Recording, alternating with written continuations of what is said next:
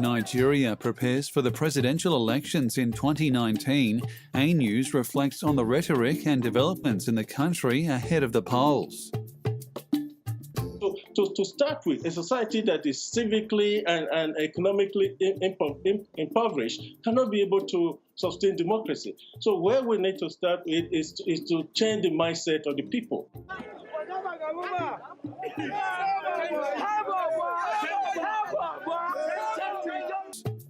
We travelled to Abuja, Nigeria's capital city, and met with the Nottooyoungtorun movement, Maryam Laushi, and the former member of the House of Representatives, Honourable Faruk Adamu Aliyu. We discussed several constraints and problems that Nigeria might face during the upcoming elections, youth participation, and so on. But first, we asked the Honourable Member whether Nigeria is in a political turmoil. To us, there is nothing like turmoil. It's part of electioneering, campaign, or time. It's the season of politicians, rhetorics. So, and in rhetorics, you can say anything that you think could make you either win election or sway voters to your side. Please note that Honourable Faruk Adamu Aliyu is a member of the ruling party APC. We tried to get in touch with the opposition party, but they did not respond to us. That the only way that you can make money is to run, to become a governor, a senator, or what have you. Yeah. We need to take that out.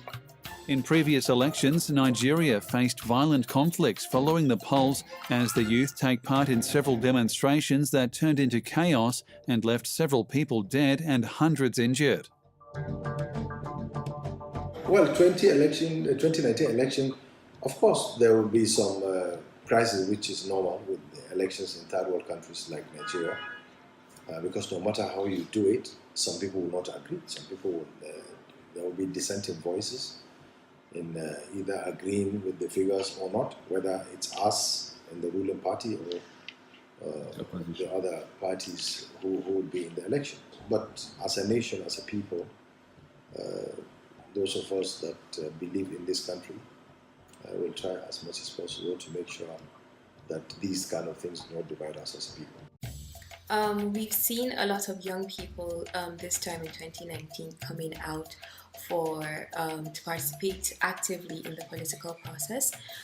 It shows a higher level of participation, not just in terms of running, but even in terms of deciding to vote, in terms of asking the right questions, making sure campaigns are becoming more issue-based, for example. And they're asking the right questions in terms of what the ideologies of people running for office are. And I think the growing consciousness of young people in Nigeria regarding politics will ultimately result in better governance. Religion, tribalism and ethnicity played a key role in previous elections. However, in 2019, the two main candidates are from not only the same religion, but from the same region, and were both from the same party in the 2015 elections. However, the opposition candidate, Atiku Abubakar, defected from the ruling party, citing major irregularities. This poses a question on political ideology in Nigerian politics. There is no ideology in a political party. One can just wake up in the morning and jump from one party to another, because you don't have any ideology. You don't know what the party manifesto stands for. So in the first place, you don't even care. You just wake up and just jump from one ship to another. Yeah. Until Nigerian political party is well developed to the point that you have ideology, you have manifestos, you have things that you're really fighting for the people, then someone cannot just jump from one ship to another. Well, of course it is, but we're still a long way to that, because politics in this country, or parties, are identified with persons, with people. Whom do you want to be in politics with? Coming back to ideology, people after the parties they think they can win election. We still have not graduated into discussion on issues like stem cell, same-sex marriage, or other things that should benefit our people. But we are coming. At least if nothing, our own party or the leader of our party believes in having a disciplined country, disciplined people, disciplined nation, poverty, accountability. Nigeria is ranked among the poorest countries in the world. Several politicians use that as a tool for their campaigns. This is a country that we were import dependent on rice production and rice importation in this country, but now at least 80 to 90% of the rice is grown in this country. So that's one aspect, which means a lot of people have been taken out of poverty. But nobody, no government can say everybody will be out of poverty. There are people that will be poor no matter what you do. We need to boost the private sector so that even the richest person in Nigeria will not even be interested in running for government, running for any governmental position. That is not happening yet. Undoubtedly, the cost of running a political campaign in Nigeria is not easy or easily accessible or affordable, but it's a reality when it comes to politics that young people and anybody else around the world will probably have to find ways to raise funds. And I think for young people in Nigeria right now, it's really important to start thinking of creative ways to raise those funds. Several constraints hold Nigeria back from reaching its potential: bad governance, corruption, and lack of youth participation in politics. The Nigerian constitution allows youth participation, however, it's quite expensive to run for office.